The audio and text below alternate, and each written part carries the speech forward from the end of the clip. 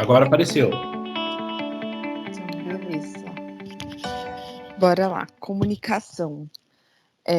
Já pode passar para o próximo slide.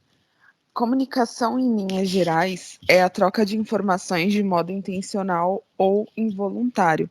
Mas como a gente está tratando de comunicação em projeto, a comunicação vai ser planejada. Assim como a gente não chega e simplesmente executa uma ação, a gente tem todo um planejamento. A nossa comunicação dentro do projeto ela também vai ser elaborada e construída antes, durante e depois. Pode passar para o próximo slide, Dia. Nós temos os conceitos chaves, né? A aplicação é uma forma, a implementação de artefatos e técnicas eficazes e condizentes para comunicação, né? Que vai garantir a satisfação entre as partes interessadas do projeto. Assim como a apresentação dos meninos sobre qualidade falou, sobre a gente ter o entendimento e a mutualidade de ideias entre as partes interessadas. Então, a comunicação ela vai garantir isso, para que as expectativas entre as partes, a parte que está fornecendo o serviço e a que está esperando esse serviço ser realizado, para que ela seja atingida. Nós temos no slide também a exemplificação de atividades de comunicação, que são reuniões, apresentações, mecanismos que são utilizados, forma escrita, gestual, midiática, e artefatos, que são os e-mails, mídias sociais, relatórios e documentos de projeto, com toda a forma como a gente consegue fazer essa comunicação. Pode passar o slide, Dia.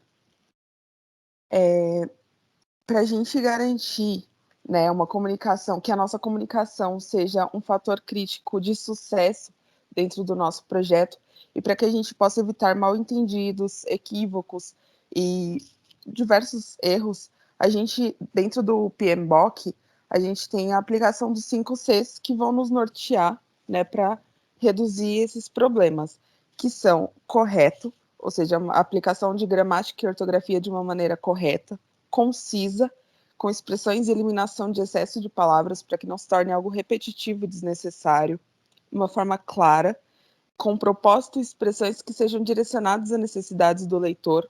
Então, esses 5 Cs são aplicados na forma escrita e falada, coerente, que tenha um fluxo lógico de ideias, que atinja os objetivos que ele almeja alcançar, e controlada, que são fluxos de palavras e ideias de uma maneira controlada, né? Ok, não tem como não ser repetitivo aqui. Pode passar o slide, Dia.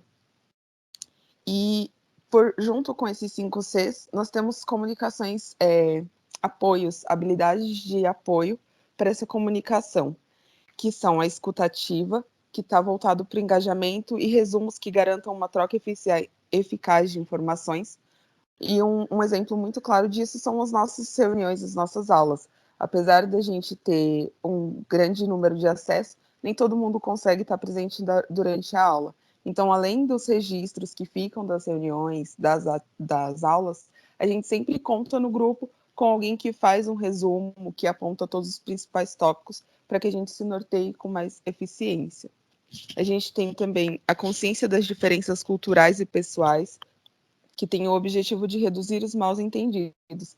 Então, nem sempre onde você vai prestar serviço você está habituado, você vem de outro lugar, ou o contrário também é válido. Então, para que se reduzam problemas diversos, essa consciência cultural ela é muito importante, muito necessária.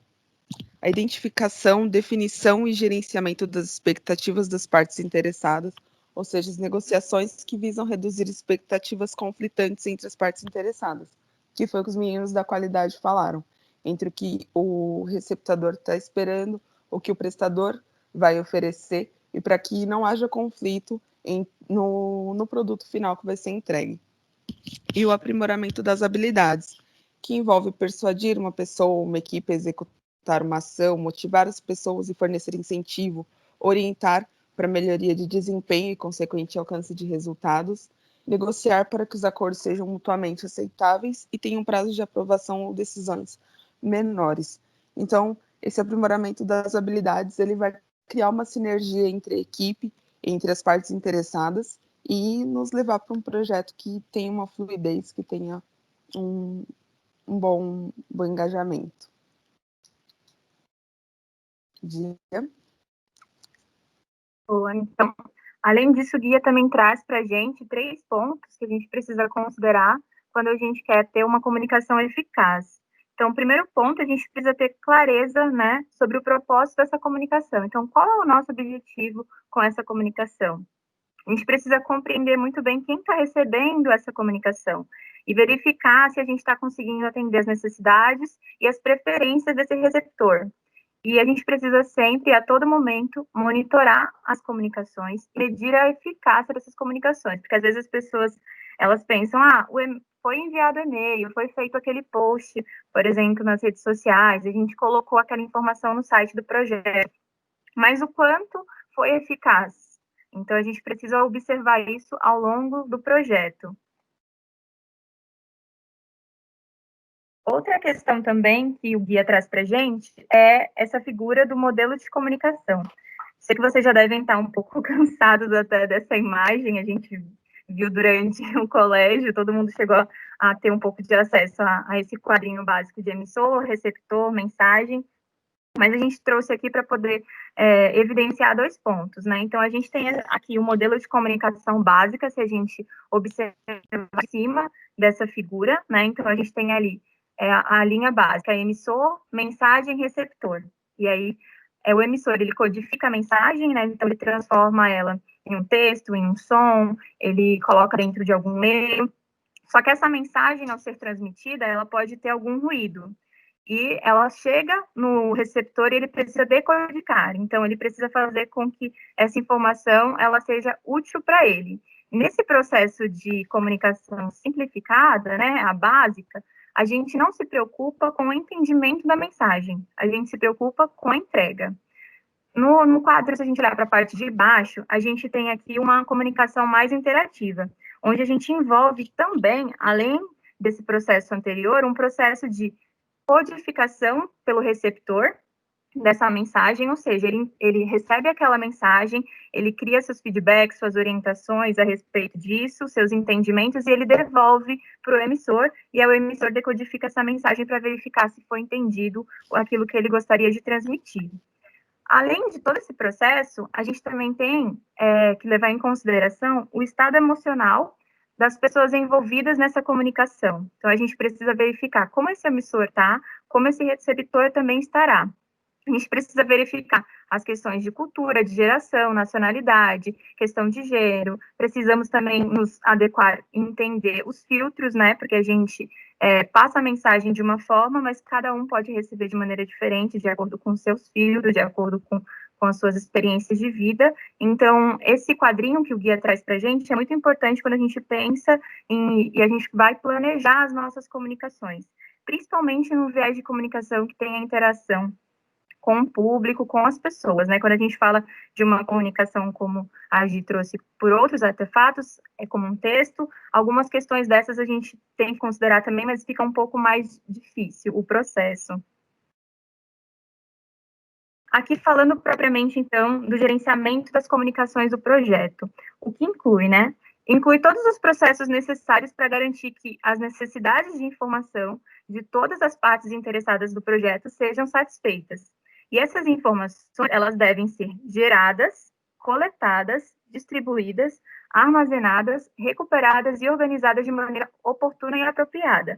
Às vezes, quando a gente pensa em comunicação, a gente fica muito focado na troca de dados, na troca de relatórios, e a gente esquece também de coisas importantes como onde esse arquivo está sendo gerado, onde ele está sendo armazenado, quais são os níveis de informação, quem pode acessar o que é informação confidencial. Então, são questões que a gente precisa pensar também dentro do gerenciamento da comunicação.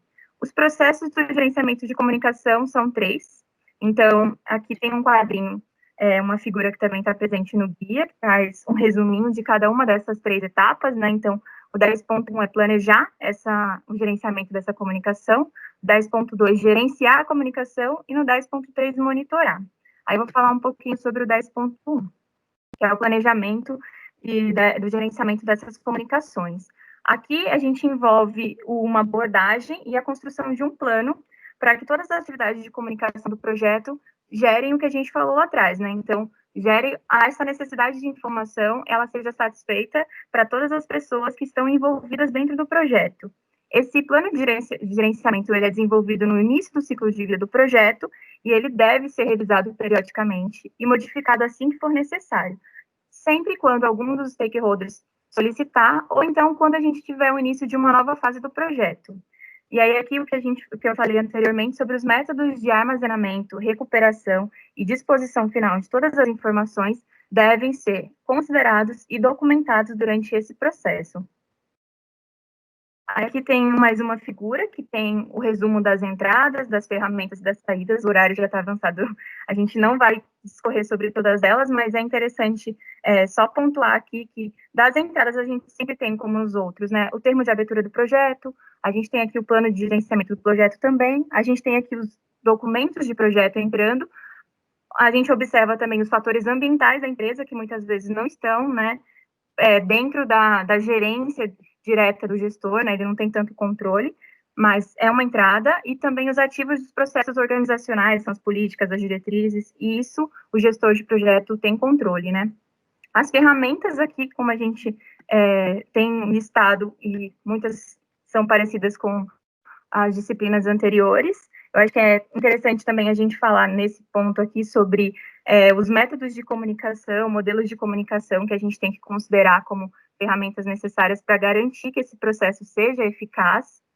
E a gente tem como saída principal o plano de gerenciamento dessa comunicação. Então, essa é a principal entrega desse processo. Mas a gente também tem aqui duas possibilidades de atualizações, tanto do plano de gerenciamento de projeto, quanto do documento do projeto.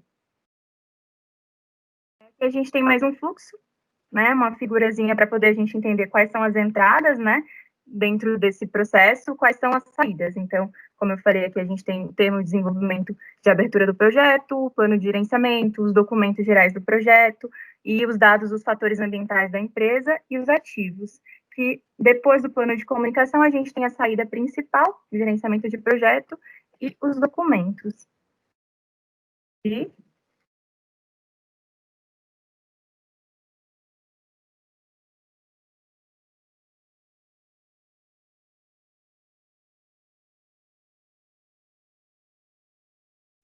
Perdão, eu estava falando, estava com o microfone desligado, mas vamos lá.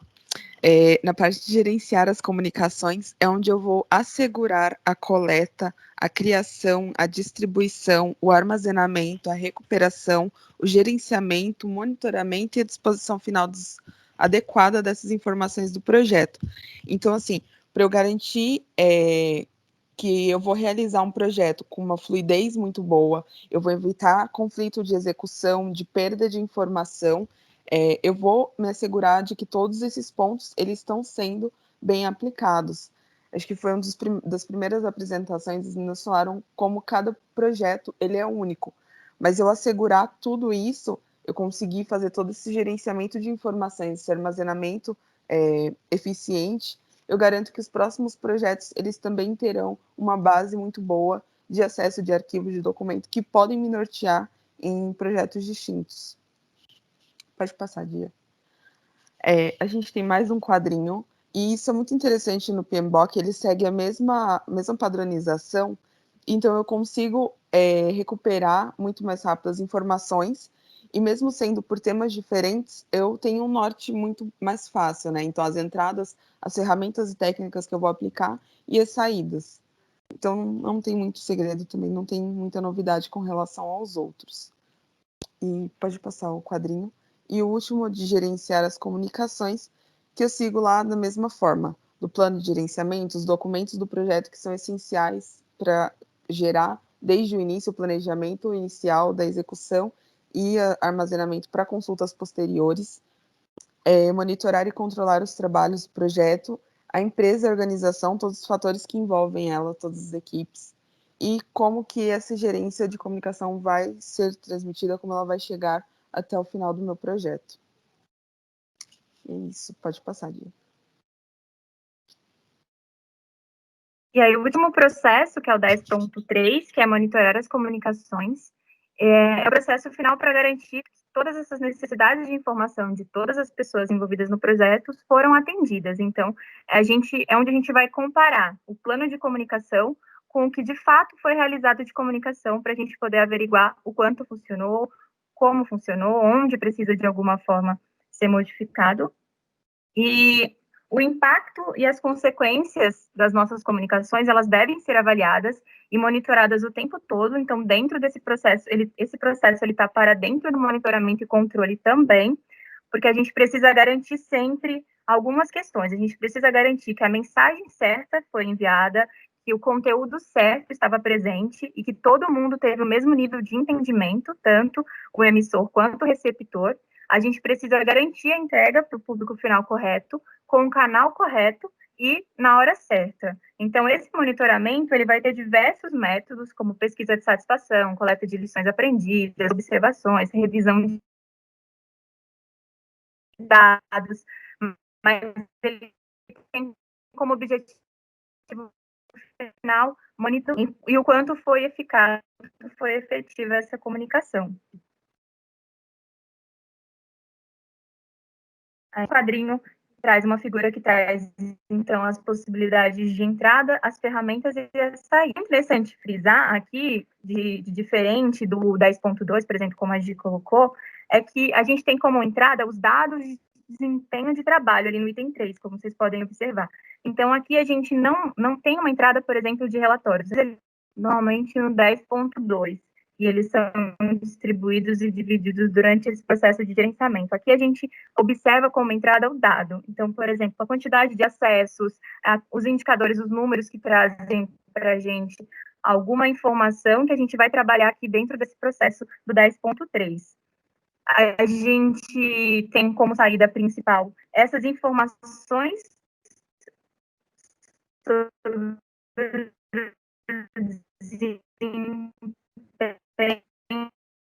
do trabalho. Então, a gente vai verificar, de fato, qual que é a situação atual do projeto, a gente vai verificar o nível de progresso que teve e, de novo, possibilidades de mudança, como uma saída, atualização de projeto e dos documentos do projeto. É fluxo, que fica um pouco mais visual.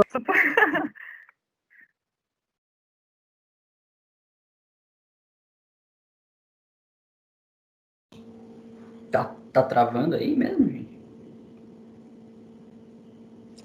Aqui tá travado. A ligação. Achei que era a minha internet.